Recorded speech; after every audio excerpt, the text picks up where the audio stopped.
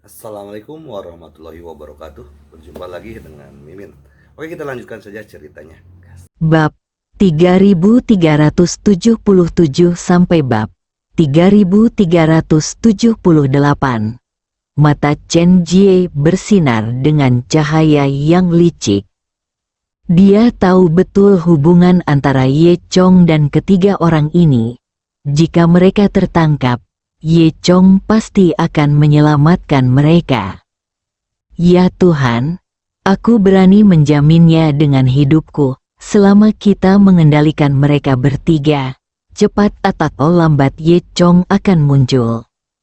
Xiao Qiang mengangguk. Bagus sekali. Jika apa yang Anda katakan itu benar, saya akan memberi Anda hadiah yang besar. Chen Jie sangat gembira. Terima kasih, Tuan. Terima kasih, Tuan. Saat ini, Zhou Qiong dan Gong Qianyu sama-sama tampak khawatir.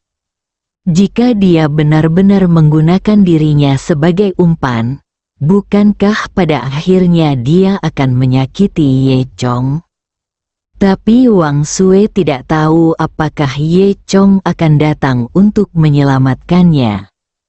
Tapi dia tidak ingin tertangkap. Dengan ekspresi pantang menyerah dan arogan di wajahnya, dia menatap langsung ke arah Xiao Qiang dan berkata dengan suara tenang, "Saya dari Dong Tianting. Jika kamu berani menyentuhku, Dong Tianting tidak akan melepaskanmu." Saya tidak menganggap serius ancaman dari Dong Tianting. Dia mencibir. Matanya penuh penghinaan. Pengadilan Surgawi Timur, saya dapat memberitahu Anda ini. Di mata makhluk surgawi, seluruh dunia fana adalah semut, dan pengadilan Surgawi Timur tidak terkecuali.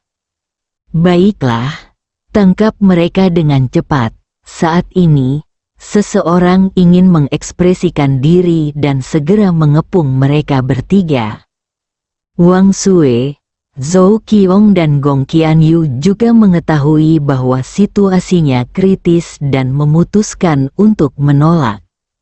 Sosok Wang Sui terlihat bergoyang, dan pedang panjang di tangannya seperti bintang jatuh, mengeluarkan cahaya pedang dan memaksa beberapa orang mundur. Tak mau kalah, Zhou Qiong dan Gong Qianyu masing-masing menggunakan keahlian unik mereka untuk menangkis musuh yang datang. Kekuatan mereka bertiga tidak lemah, dan untuk sementara, orang-orang di sekitar mereka tidak dapat menangkap mereka. Melihat ini, Xiao Qiang mendengus dingin. Kemudian, dia melambaikan tangannya dengan lembut, dan kekuatan energi yang tak terlihat melonjak seperti gelombang besar, menghancurkan semua kekuatan ketiga orang itu. Segera setelah itu, Xiao Qiang tidak melihat gerakan apapun, dan kekuatan yang lebih kuat meledak dari tubuhnya, membentuk sangkar energi sejati, langsung menjebak Wang Sui, Zhou Qiong dan Gong Qianyu di dalamnya. Mereka bertiga merasakan tekanan yang belum pernah terjadi sebelumnya, dan energi mereka tampak tidak berarti di depan kekuatan ini. Sangkar Qi Xiao Qiang tidak bisa dihancurkan, dan serangan mereka bahkan tidak meninggalkan jejak di permukaan. Chen Jie memandangi tiga orang yang terperangkap dengan senyum sombong di wajahnya. "Haha. Jika Ye Chong ingin menyelamatkanmu, dia pasti akan datang sendiri. Namun, jika dia berani datang, dia pasti akan ditangkap oleh Tuhan." Zhou Qiong dan Gong Qianyu cemas. Mereka tahu jika Ye Chong datang, dia pasti akan jatuh ke dalam perangkap Xiao Qiang. Tapi mereka juga tahu bahwa Ye Chong tidak akan pernah duduk diam dan mengabaikan mereka. Dia pasti akan datang untuk menyelamatkan mereka. Keduanya saling memandang, dan tidak ada yang bisa dilakukan siapapun selain merasa cemas. Saat ini, Ye Chong sudah berada di kejauhan dan dengan jelas melihat pemandangan ini. Hatinya penuh kecemasan, tetapi dia juga tahu bahwa bertindak impulsif hanya akan jatuh ke dalam perangkap Xiao Qiang. Tidak ada yang bisa menyelamatkannya, dan dia juga akan jatuh ke dalamnya. Dia harus tenang dan membuat rencana yang tidak hanya bisa menyelamatkan ketiga orang itu, tetapi juga menangani Xiao Qiang. Untungnya, nyawa ketiga orang itu tidak dalam bahaya sekarang. Memikirkan hal ini, Ye Chong menarik napas dalam-dalam dan mundur dengan tenang. Di gunung, Liu Jing, Yin Zuer, dan Xing Xin dengan cemas menunggu Ye Chong. Melihat Ye Chong kembali, beberapa orang merasa lega. Xing Xin telah bangun. Bagaimana? Liu Jing bertanya. Ye Chong menceritakan kisah umum tentang apa yang baru saja terjadi, tapi dia tidak mengatakan bahwa tujuan Xiao Qiang sebenarnya adalah dirinya sendiri. Ketika mereka mendengar bahwa Komandan Chihang telah dibunuh oleh Xiao Qiang, beberapa orang lainnya tercengang. Panglima Chihang sangat kuat, tapi dia, Liu Jing, tidak dapat mempercayainya. Ye Chong mengangkat bahu, sepertinya ini adalah peristiwa besar yang disebutkan oleh Guru Xuan Xuan. Liu Jing juga mengangguk, sambil berpikir, ini memang peristiwa besar, tapi apa gunanya Patriark Gantung membiarkan dia datang? Kekuatan Liu Jing tidak dapat membantu Chihang sama sekali. Mungkinkah Patriark sudah menghitung bahwa aku akan bertemu Ye Chong? Liu Jing berpikir dalam hati. Memikirkan hal ini, dia menatap Ye Chong dengan wajah memerah. Lalu apa yang harus dilakukan selanjutnya? Yin Zuer bertanya. Kepala Chihang telah lama melindunginya di sini, dan dia juga tahu betul betapa kuatnya kepala Chihang. Tak disangka, Komandan Chihang kini juga ikut terbunuh. Ye Chong berkata, Xiao Qiang itu sangat sombong. Tapi untungnya, dia tidak akan berpikir untuk datang ke gunung belakang untuk melihatnya. Kita masih aman di sini, dan kita bisa pergi dengan tenang. Zuer bertanya. Ye Chong berpikir sejenak, pergi ke Susan. Liu Jing senang sekaligus khawatir ketika dia mendengar bahwa Ye Chong ingin pergi ke Susan. Dia senang karena dia bisa bersama Ye Chong untuk sementara waktu lagi. Tapi dia khawatir karena dia khawatir setelah Ye Chong tiba di Susan, akan memalukan jika orang-orang di Susan mengetahui tentang mereka berdua. Xing Xin berkata, Saya ingin kembali ke Cinderella dan melaporkan situasi di sini kepadanya. Ye Chong berkata dengan lucu, Xing Xin, Anda harus tahu bahwa Anda bukan bawahannya. Anda dapat melakukan apapun yang Anda inginkan. Apapun. Xing Xin mengangguk. Oh, saya mengerti. Oke, kembalilah dan beritahu Cinderella dan yang lainnya. Saya akan pergi menemui mereka ketika ada kesempatan. Setelah itu, semua orang turun gunung bersama-sama. Karena keberadaan Xiao Qiang, beberapa orang tidak berani menunjukkan kekuatan mereka sepenuhnya. Jika tidak, mereka pasti sudah lama terbang. Mereka mengikuti jalan orang biasa dan berjalan menuruni sisi lain gunung belakang terlebih dahulu. Kemudian, saya menemukan perahu kecil dari sini dan membawa perahu itu ke laut dan kembali ke daratan Tiongkok. Saat perahu melaut, hari sudah gelap. Angin laut bertiup lembut, Ye Chong, Liu Jing, Yin Zuer dan Xin Xin berdiri di atas perahu kecil dan perlahan-lahan berlayar keluar dari Pulau Peri Cihang di bawah naungan malam. Suasana di sekitar sepi, hanya sedikit suara ombak air yang terdengar. Ye Chong menggunakan energi aslinya untuk mengemudikan perahu. Meski ombaknya besar, perahu itu berlayar dengan mantap, seolah berjalan di tanah datar. Ye Chong berdiri di haluan kapal, menatap laut di depan, memikirkan rencana selanjutnya.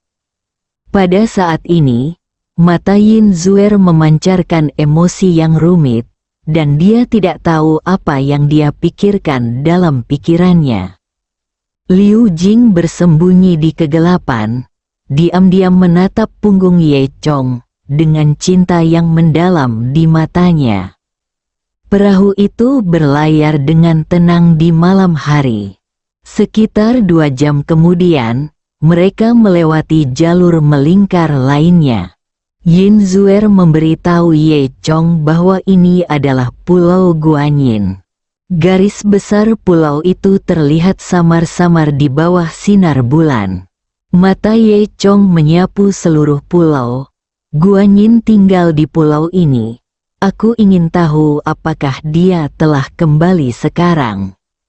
Ye Chong, menurutmu siapa yang lebih kuat, Tuan Cihang atau Guanyin? Liu Jing mau tidak mau bertanya. Ye Chong berkata, kepala Master Cihang lebih kuat dari saya. Dan Ye Chong dapat sepenuhnya menghancurkan Guanyin, yang juga menunjukkan bahwa kepala Cihang dan Guanyin tidak berada pada level yang sama. Namun, Jenderal Cihang yang begitu kuat masih terbunuh, yang membuat Liu Jing menghela nafas dengan emosi. Setelah itu, tidak ada yang berbicara, dan perahu terus bergerak maju. Ombak perlahan menerpa lambung kapal dan mengeluarkan suara desir yang berirama. Seiring berjalannya waktu, Pulau Peri Cihang dan Pulau Guanyin berangsur-angsur menghilang dari pandangan. Perahu berpenumpang 4 orang itu perlahan-lahan menjauh dari laut tak berpenghuni ini. Saat ini, melihat sekeliling, laut dan langit berwarna sama, bintang berkelap-kelip, dan pemandangannya sangat indah. Ye Chong melihat pemandangan ini dan tenggelam dalam perenungan mendalam. Setelah berlayar semalaman, semua orang berada jauh dari Pulau Abadi Cihang.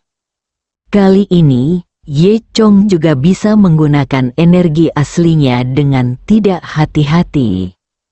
Zeki yang kuat mengemudikan perahu dan berlayar dengan cepat melintasi laut, hanya menyisakan ekor putih di laut. Siang keesokan harinya, mereka sudah sampai di pedalaman Tiongkok. Begitu mereka mendarat di darat, Ye Chong, Liu Jing dan Yin Zuer dipisahkan dari Xin Xin. Xin Xin ingin kembali mencari Cinderella, sementara Ye Chong dan yang lainnya bergegas ke Susan. Gunung Sushan begitu megah dan diselimuti awan dan kabut sehingga disebut sebagai negeri dongeng di bumi. Ye Chong, Liu Jing dan Yin Zuer telah tiba di kaki Gunung Susan. Dimulai dari kaki gunung, kita menaiki tangga batu menuju puncak Gunung Susan.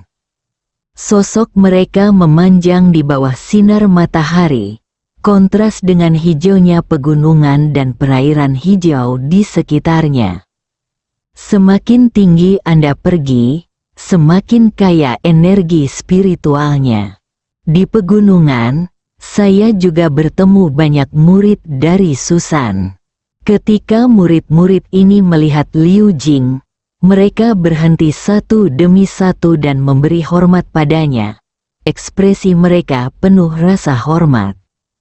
Liu Jing memiliki status yang tinggi di Gunung Su dan merupakan bunga gunung di Gunung Su, dapat dikatakan bahwa dia sangat dicintai oleh murid-muridnya. Namun, Liu Jing merasa sedikit berkonflik dan cemas saat ini. Dia diam-diam menatap Ye Chong dari waktu ke waktu, berpikir dalam hati, mungkinkah Ye Chong secara tidak sengaja membocorkan apa yang terjadi antara dia dan dia? Dan Yin Zuer mengikuti di belakang mereka berdua. Ada kegembiraan saat mengagumi pemandangan indah dalam dirinya mata. Mungkin saya sudah terlalu lama dikurung, dan sudah lama sekali saya tidak melihat pemandangan yang begitu bebas dan indah. Dan Susan adalah tempat yang tidak bisa dijangkau oleh orang biasa.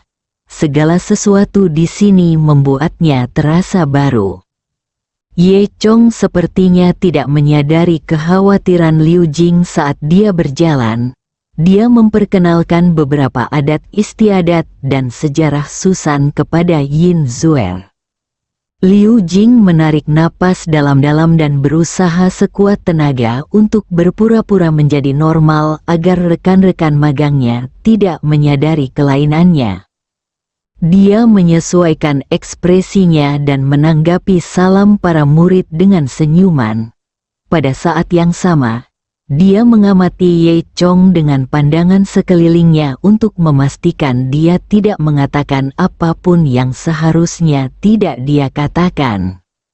Saat mereka berjalan semakin tinggi, pemandangan Susan perlahan mulai terlihat. Mata air dan air terjun di pegunungan, pepohonan kuno yang menjulang tinggi, serta bunga dan tanaman yang eksotis membuat orang merasa rileks dan bahagia. Yin Zuer sangat tertarik dengan pemandangan yang indah dan tidak bisa tidak mengagumi. Saya sudah lama mendengar tentang Susan, tapi saya tidak menyangka pemandangannya begitu indah. Liu Jing berkata dengan bangga, benar, Susan adalah tempat yang baik untuk berkultivasi, dengan energi spiritual yang melimpah dan lingkungan yang tenang. Saat mereka sedang berbicara, seseorang tiba-tiba menghentikan mereka. Liu Jing, Tuan Ye, seorang pria muda berlari mendekat. Dia berpakaian putih, tinggi sedang, dengan wajah tampan dan senyuman. Itu benar-benar kamu? Mengapa kamu ada di sini? Pemuda itu tidak lain adalah adik laki-laki Sushan Xuan, adik paman Liu Jing, Jing Yue. Paman Jingyu, kamu kembali, Liu Jing bertanya dengan canggung. Aku sangat takut dengan apa yang akan terjadi. Jingyu ini adalah gosip. Dia selalu bisa mengatakan yang sebenarnya tentang apapun. Kali ini, masalah antara dia dan Ye Chong mungkin tidak dikuburkan. Awalnya, Jingyu sedang melakukan misi di luar, tapi dia tiba-tiba berlari kembali. Liu Jing, ada apa denganmu? Sepertinya kamu tidak senang melihatku kembali. Jingyu menatap Liu Jing dan bertanya dengan ragu. Liu Jing berkata dengan cepat, tidak apa-apa, saya sangat senang. Tidak, pasti ada yang salah denganmu. Jingyu menatap Liu Jing dengan sepasang mata bijak. Liu Jing diam-diam mengatakan sesuatu yang buruk, dan berkata dengan cepat, "Oh, Paman Junior Jingyu, apa yang kamu bicarakan omong kosong, tidak ada masalah. Saya akan mengabaikanmu." Dengan itu, Liu Jing berjalan maju sendirian. Jingyu tersenyum, lalu melingkarkan lengannya di leher Ye Chong dan berkata, "Tuan Ye, sudah lama tidak bertemu. Bagaimana kabarmu? Bagaimana kabarmu akhir-akhir ini? Apakah kamu dan Jingjing kecil kita berkembang lagi?" Ye Chong pertama kali tersipu. dan Liu Jing dengan cepat menundukkan kepalanya dan berjalan ke depan dengan cepat. Jing Yu sedang sibuk berbicara dan tidak memperhatikan detail ini. Dia memang melihat Yin Zuer di sebelah Ye Chong. "Hah, siapa bibi cantik ini?" Jing Yu bertanya dengan rasa ingin tahu. Yin Zuer memutar matanya ke arah Jing Yu. "Kamu adalah anak yang tidak berpendidikan. Mengapa kamu memanggilku bibi? Kamu memanggilku saudara perempuan." Setelah itu, beberapa orang mendaki gunung bersama-sama. Ye Chong dan Jing Yu berbicara tentang pengalaman mereka selama periode ini, dan juga menceritakan apa yang terjadi di Pulau Abadi Chihang. Setelah mendengar ini, Jing Yu juga sangat emosional. Saat mereka berbicara, mereka telah naik ke istana Sushan dan tiba di depan aula utama tempat pemimpinnya digantung terbalik. Ini berada di puncak gunung. Aulanya megah dan megah, dan awan serta kabut masih tertinggal di puncak gunung. Beberapa dari mereka berdiri di alun-alun di depan aula utama.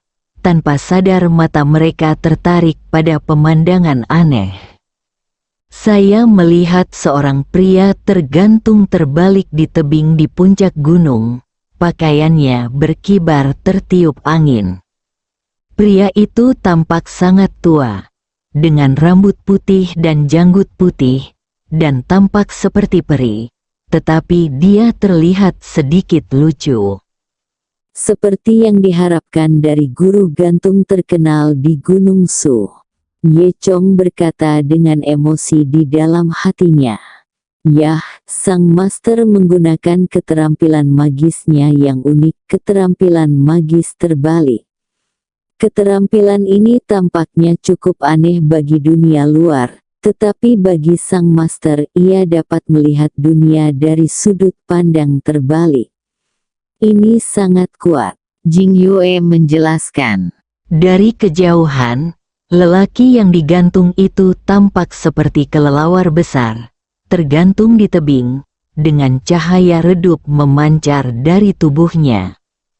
Bahkan setelah mendengarkan penjelasan Jing Yu, Yin Zuer masih ingin tertawa. Segera, Master Suan Suan tampaknya telah menyelesaikan pelatihannya. Dia terlihat terbang turun dari puncak gunung dengan ringan, seperti daun yang jatuh, mendarat dengan ringan dan alami di depan Ye Chong dan yang lainnya. Wajahnya bebas kerut dan dia tersenyum hangat. "Tuan Ye, dan teman-teman yang datang dari jauh, selamat datang di Susan." Ye Chong dan Yin Zuer merespons dengan sopan. Liu Jing berdiri di samping, merasa sedikit tidak nyaman. Dia sangat khawatir Tuan Xiang Xuan akan menyebutkan masalah antara dia dan Ye Chong. Ye Chong maju selangkah dan membungkuk dengan hormat. "Tuan menggantung terbalik, kami di sini untuk mengganggu Anda lagi." Tuan menggantung terbalik melambaikan tangannya dan berkata sambil tersenyum, "Tidak perlu sopan, silakan masuk ke kamar untuk berbicara." Kemudian semua orang mengikuti guru menggantung secara terbalik, memasuki aula utama. Bagian dalam aula luas dan terang, dengan tata ruang sederhana namun hikmat. Guru Suan Suan membawa mereka ke ruang tamu dan meminta murid-muridnya untuk menuangkan teh untuk semua orang. Belakangan, Ye Chong menceritakan kisah tentang apa yang terjadi di Gunung Abadi Chihang.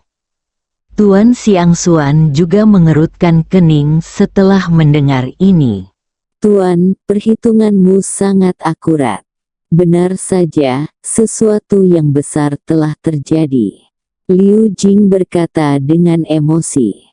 Tuan Xuan mengangguk, lalu memandang Liu Jing. "Xiao Jing, melihat wajah kemerahanmu, kamu juga harus." Sebelum dia selesai berbicara, Liu Jing menyela, "Oh, Tuan, kamu juga itu luar biasa." Melihat wajah Liu Jing yang memerah, Jing Yue bertanya dengan rasa ingin tahu, "Liu Jing, aku sudah mencurigai sesuatu, apakah terjadi sesuatu?" Bersambung.